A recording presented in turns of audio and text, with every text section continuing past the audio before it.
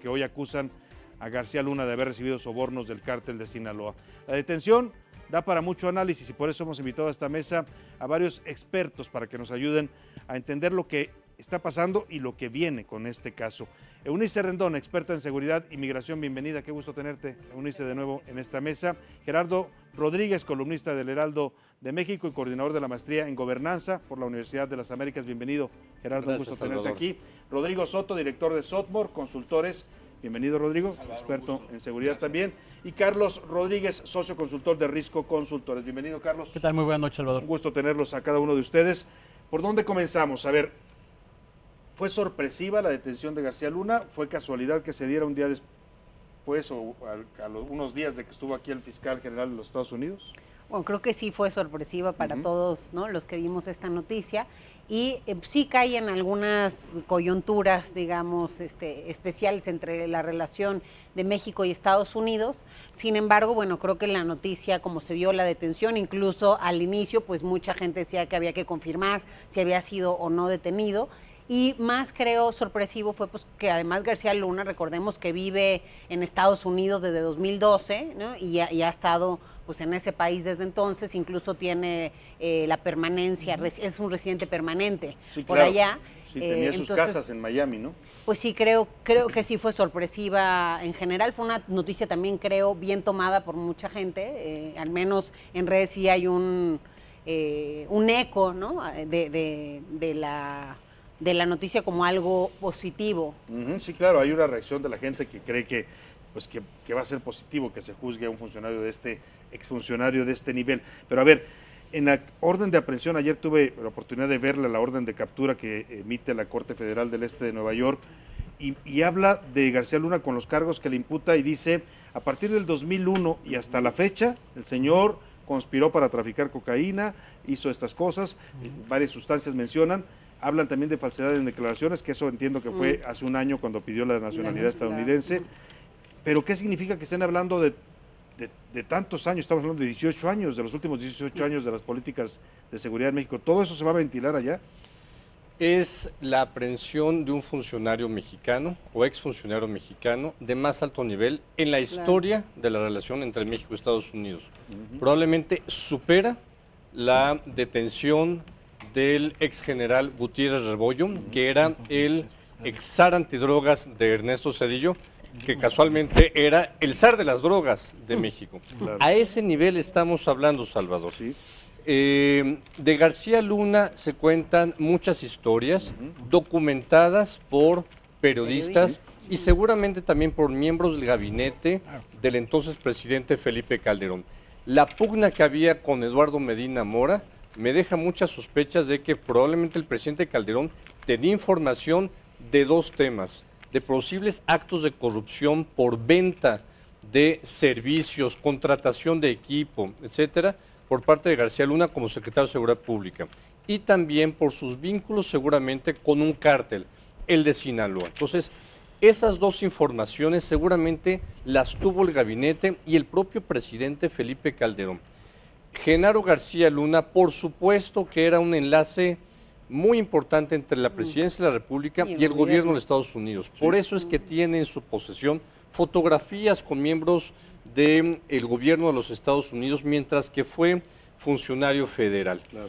Entonces, sería terrible, literalmente devasta la hipótesis de la guerra contra las drogas, porque también Genaro García Luna, por todos los contratos del sistema penitenciario, porque hay que recordar que las cárceles federales se incrementaron en número, en cantidad y en presupuesto durante su administración. Plataforma México, millones de pesos y de dólares invertidos en esa plataforma.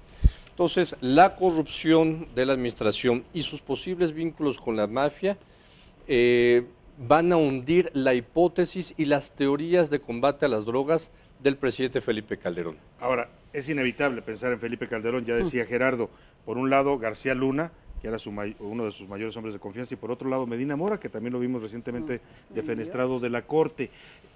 ¿Va contra Calderón el tema? Yo creo que puede ir contra todos porque nadie queda a salvo de un activo que posee la información que posee Genaro García Luna.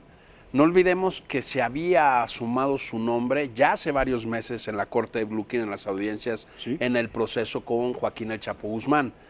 Y se armó el caso a partir de entonces de una manera contundente por parte de las autoridades estadounidenses. ¿Esto qué quiere decir? Que no se hubiera, al menos Estados Unidos, animado a dar el paso de la aprehensión, yo también leí el indictment ayer, si no hubiera armado lo suficientemente la evidencia para ello. Para ellos, desde el punto de vista estratégico, es un activo valiosísimo de información, como lo fueron los informantes en el juicio del Chapo. Y García Luna podrá ser un informante de muchísima valía, no solo cara a los funcionarios públicos del sexenio de Felipe Calderón, sino también, me atrevería a decir, no me parece descabellado, de Enrique Peña Nieto y del mismo Andrés Manuel, de Vicente Fox y del mismo Andrés Manuel López Obrador, ¿también? Que tiene algunos funcionarios que todavía colaboran en el ámbito de seguridad que estuvieron bajo las órdenes de García Luna. Desde el punto de vista de cuestionar su desempeño, bueno, lo sabemos desde el caso de Florence Cassé, que estuvo sobre la mesa, lo subimos de las audiencias. Lo importante ahora desde el punto de vista estratégico es qué cascada o qué efecto dominó se puede venir si los Estados Unidos deciden ir hasta el fondo. Ahora, Carlos Rodríguez Ulloa, me llama la atención que en el 2012 veía yo esta información donde la DEA condecoraba a García Luna por su excelente desempeño en el combate a las drogas, y 7 años después lo están apresando en Estados Unidos. Correcto, me parece que acabas de señalar un punto central en este entramado, digamos, y es el papel de Estados Unidos, que erróneamente los vemos como un actor unificado cuando en realidad no lo es. Genaro García Luna fue sumamente laudeado por la DEA, por la CIA, por el FBI durante su época, y de hecho, protegido al grado de vivir en Estados Unidos. Siempre era como una de sus credenciales, era, yo estoy tan limpio que vivo en Estados Unidos, pasando todos los controles de confianza para poder hacer esto y como inversionista y un largo etcétera, ¿no? El problema, o lo que estamos viendo ahora, es que las prioridades de los Estados Unidos han cambiado, ¿no? Y literal lo pasaron a la ventanilla del Departamento de Justicia, donde pues puede ventilar un montón de cosas. Entonces me parece que estás señalando un actor clave, y es un elemento a considerar de que los elementos de contexto siempre hay que tenerlos muy claros, porque el contexto cambió radicalmente en 10 años, ¿no? Y especialmente con la victoria de Trump en Estados Unidos y de Andrés Manuel en México, y literal el mundo les cambió y ciertos personajes no se han dado cuenta de ello.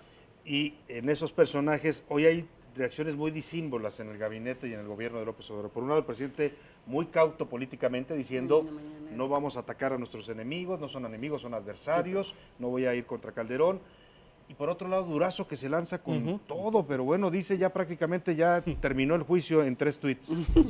Bueno, Durazo y otros, ¿no? Y Creo otros que más. en general, pues los miembros del gabinete o afines a la 4T, pues sí se fueron con todo en los tweets desde ayer, ¿no? Pero creo que aquí lo que hay que señalar también me parece interesante y que ya se ha mencionado de alguna forma, era la relación tan cercana que Genaro mantuvo con Estados Unidos. Recordemos, la iniciativa Mérida empieza justo en el 2008 y se firma en Mérida en ese año el 3 de diciembre, y a partir de este mecanismo de 4 pilares, que varios de los pilares principalmente tenían que ver en contra del narcotráfico, mantener fronteras seguras, una frontera del siglo XXI, y finalmente el pilar también para la justicia y para el Estado de Derecho, y el último que se genera a través de una negociación con México para las comunidades y la resiliencia. Pero hay que recordar, los montos de Mérida han sido de 2008 a 2018 alrededor de 2.9 mil millones de dólares, y tan solo en 3 años, los 3 años que tocan, digamos, el periodo de Calderón de 2008 a 2010, 1.5 mil millones de dólares. Es decir, el periodo donde más inversión de Mérida hubo en México, por obvias razones de esta relación, incluso mucho del tema del sistema penitenciario está relacionado con Mérida, y también obviamente en qué es este financiamiento, es en equipamiento, en infraestructura, en capacitación, en sociedad civil, es decir, tiene 4 o 5 rubros principales, pero bueno, llaman la atención la cercanía que incluso el antiguo o el entonces director de la DEA tenía con el propio Genaro, que se mencionaba en las fotos, etcétera, y creo también que, y ahí concuerdo, no se aventarían a una detención de un personaje de este calibre si no tuvieran pruebas suficientes, pero también no sabemos si esas pruebas, pues, ¿por qué no las tenían antes? O cómo en ninguna de estas etapas las usaron, es decir, ni cuando estuvieron cercanos en México a él, a su régimen y el de Calderón, y a la hora de pedir también la residencia, ¿no? Que hay un chequeo importante. Ahora, la relación con el gobierno, o qué relación tiene el gobierno de López Obrador con este caso, lo pregunto porque ya decía Eunice, la iniciativa Mérida que operó durante estos últimos años, el presidente López Obrador dijo que no quería cooperación ni intervención, que sí cooperación, pero no intervención de Estados Unidos, pero también desmanteló la iniciativa Mérida. Estamos ante un nuevo modelo de colaboración o de cooperación en la lucha contra el narcotráfico, es decir, Estados Unidos pone la inteligencia, detiene a los mexicanos y acá los apoyamos, ¿o cómo va a funcionar esto? Mira, los Estados Unidos juegan su rol y juegan sus cartas. Yo creo que la relación entre México y Estados Unidos en materia de seguridad y defensa está en su mejor nivel. Si estuvo en muy buen nivel con Felipe Calderón y con Peña Nieto, ahorita está en un magnífico nivel. Cuando se lanza la orden de detención de Genaro García Luna, de manera automática se ordena también el congelamiento de cuentas. Y sabemos por el propio Santiago Nieto que hubo una orden de congelamiento de cuentas también aquí en México. Aquí en México ya, sí. Al parecer no ha sucedido porque tiene que pasar por la CNB, etcétera. Pero bueno, el tema es que sí debe de haber una coordinación para el tema de Genaro García Luna. El propio fiscal general de la República es un enemigo acérrimo de Genaro, público, ¿no? En declaraciones públicas y privadas, el propio fiscal general de la Nación ha dicho que va con todo por los casos de corrupción de Genaro García Luna. Entonces, le cae muy bien. Como se mostró en el tuit de Alfonso Durazo, también le cae muy bien para la estrategia del discurso en materia de combate a la corrupción, la impunidad y la delincuencia organizada. Lo que es terrible es que si se comprueba que Genaro estuvo coludido con el Chapo Guzmán y con el cártel de Sinaloa, se provocó violencia de manera premeditada con fines personales. No solamente había conflicto en el gabinete y no había estrategia, Felipe Calderón no tenía inteligencia, el CISEN estaba desarticulado, Medina Mora estaba peleado con Genaro García Luna, no, un conflicto de interés personal afectó la estrategia de un país por más de una década, Salvador. Lo decías hace un rato, Rodrigo, lo que va a estar a juicio en Nueva York, una vez que el caso sea enviado para allá, todavía sigue en la corte de Dallas, pues parece que es otra vez el gobierno mexicano, ¿no? No solo García Luna, es decir, van a poner a juicio otra vez al sistema y particularmente a las áreas de seguridad. Pues más idealmente lo que es una política de Estado en un tema tan delicado como es seguridad pública, seguridad interior y seguridad nacional, porque ya con el fenómeno como ha crecido y se ha desbordado, digamos que es concurrente a esos tres modelos de seguridad. Efectivamente, y como bien mencionabas, creo que tampoco es desarticulable del fenómeno político. Hay un giro político en ambos países que tienen sus cartas sobre la mesa, perdón que lo explique tan vulgarmente con esta analogía, y las van jugando sus cartas. El día de ayer, hay que reconocerlo, me parece, después de lo que hemos platicado en estas mesas en otras ocasiones, fue un gran día para el gobierno de la República. Redondito, ¿no? Fue un gran día, fue un día de éxitos para el presidente Andrés Manuel López Obrador, al que se le debe de reconocer un gran oficio político y al que se le debe reconocer que pues pudo desarticular de la opinión pública un escándalo de robo de un funcionario de una manera pues muy, pues muy pedestre, vamos a decirlo así, exactamente, y que ahorita se acapara toda la atención por la trascendencia que bien señalaba Gerardo que puede tener cara al futuro. Entonces, desde el punto de vista que nos espera jurídico, pues que su abogada, Ros Romero, pueda jugar muy bien el tema de las garantías procesales, pero mientras tanto, como siempre ocurre en estos casos, no sé si estés de acuerdo conmigo, Gerardo, la negociación paralela al proceso judicial para obtener información que se suele dar y que se tiene que aprovechar, porque si hay alguien que tenía una estructura, incluso como consultor en este país, para obtener información, era el mismo Genaro García Luna, después de sus años de funcionario. Entonces, en ese sentido, yo insisto en que ese botín, pues tanto de un lado como del otro, se va a pelear y se va a negociar.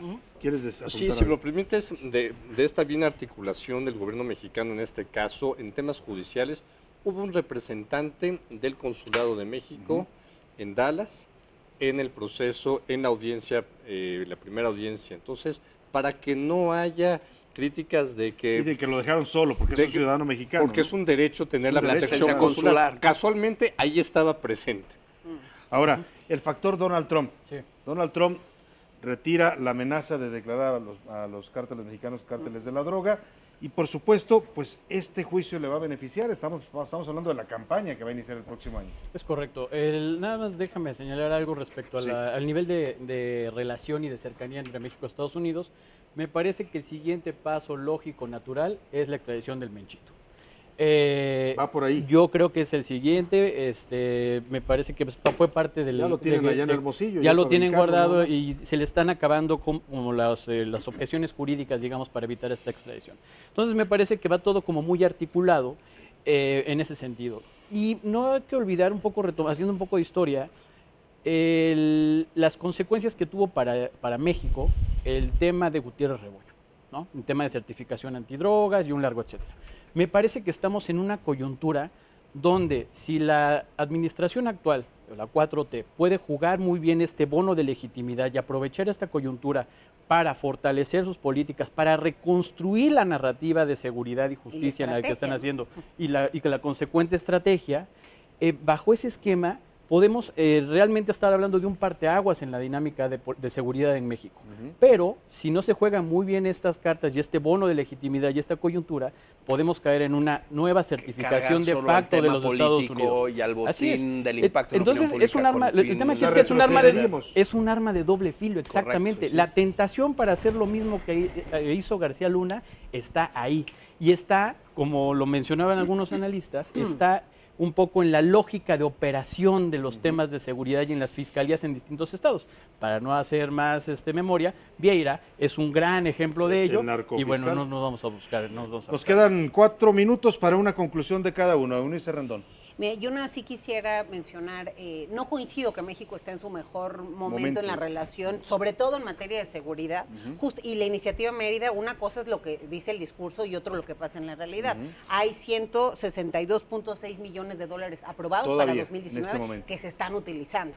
¿Qué es lo que pasa? Que no es la misma coordinación, porque justo como se ha criticado, entonces se hace mucho con los estados trabajo. Entonces creo que por ahí hay que verlo. Y también algo interesante, a ver, en los siguientes días va a ser esta extradición que pide también México de Genaro, ¿no? Justo en esta coyuntura para también darle más fuerza, creo, política a este mensaje. Y sí, es un momento también de repensar y creo también esto puede fortalecer, ahora sí, para empezar a tener una mejor coordinación en el tema de seguridad que no se ha logrado durante este año y creo que parte de esa desesperación de Estados Unidos es lo que llevó a la amenaza de los grupos del crimen. Entonces quizá la visita esta semana es el inicio de ya tener un... Ellos han estado buscando durante un año con quién me tengo que poner de acuerdo, porque no ven en la figura de Durazo pues el hombre fuerte que requiere. ¿Y esa nueva coordinación no la está ves más por el lado por de Ebrard. la inteligencia o otra vez de los recursos? Yo creo que Brad la veo, o sea, que puede guiarla mejor y tiene muchas aristas y siempre ha habido una colaboración importante en esa materia y creo que ya con esto quizá empieza a consolidarse un socio estratégico más claro. Muy bien. Gerardo, ¿tu conclusión? Yo creo que sí hay una extraordinaria cooperación en un tema en donde ni el gobierno de Peña Nieto ni Felipe Calderón pudieron avanzar. Inteligencia financiera. Santiago Nieto es hoy el hombre de mayor confianza de todas las agencias de inteligencia de Estados Unidos. OFAC, FINCE, DEAN, Todas. Departamento de Justicia. Está recibiendo información que esa misma información se la daban a Alberto Vaz durante el gobierno de Peña Nieto y no hizo absolutamente nada. Esa es la diferencia. Los recursos de Iniciativa Mérida se están redirigiendo a la Unidad de Inteligencia Financiera para seguir apoyando en términos de programas de inteligencia, cooperación con gobiernos estatales, con las unidades de inteligencia patrimonial y económica en los estados. A nivel Fuerzas Armadas es extraordinario. Espectacular. Entonces, yo creo que la cooperación está avanzando. Qué bueno que se rompe el pacto de impunidad entre sexenios. Peña Nieto no quiso ir sobre Genaro García Luna porque tenía información de seguridad e inteligencia, seguramente de su equipo. Hoy hay un gran producto de cooperación que se llama el Grupo de Alto Nivel entre los dos países, que tiene cerca de 10 subgrupos de cooperación. Y un subgrupo, Salvador, es el de seguimiento a los activos de lavado de dinero del Chapo Guzmán. Nada más y nada menos. ¿Tu conclusión breve? Pues desde el punto de vista estratégico, para Estados Unidos, Genaro García Luna es un gran activo de inteligencia y desde el punto de vista político para México, Creo que por primera vez la Cuarta Transformación y Andrés Manuel López Obrador tienen la oportunidad de no cargar las tintas solo para un botín político clientelar cara a la opinión pública, sino de realmente, como dice, retomar una estrategia, reforzarla y verse ahora sí a la altura de estadistas. Ojalá y no la desaprovechen. Carlos Rodríguez. Mira, tres cositas muy puntuales. Primero, que fue una detención con un impacto de 360 grados. Me parece que no hemos terminado de calibrar las múltiples, digamos, olas de resonancia de este impacto. Exactamente, tú mencionabas en la relación con los expresidentes, pero hay otras que los excolaboradores, quienes ganaron, quiénes son los interlocutores, los Estados Unidos, en fin, poco a poco se van a ir decantando, digamos, estos ganadores y estos perdedores. Y en buena medida este impacto lo vemos porque Genaro García Luna fue el pilar, o fue uno de los principales pilares de la política de seguridad de México durante más de una década. Y esto quiere decir que tiene información, conocimiento, redes y un largo etcétera, como para impactar a la política nacional de mediano y larga data. Porque tengo que despedir ya, si no nos cortan. No, yo creo que gana Ebrard. Finalmente yo creo que totalmente gana Ebrard con esta interlocución. Me quedo con eso. La mesa da para más. Los volveremos a invitar, Calderón, por supuesto, ¿no? para seguir con este tema. Por lo pronto me tengo que despedir de usted. Lo dejo en compañía de la mesa de análisis político. Hoy está Brenda Peña y va a tener en la mesa diputadas para hablar de la legislación con perspectiva de género en este país, un tema importante sin duda en estos tiempos. Yo lo espero mañana en punto de las 8. Gracias a todos por estar aquí en esta mesa. Gracias a usted por acompañarnos. Hasta mañana. Buenas noches.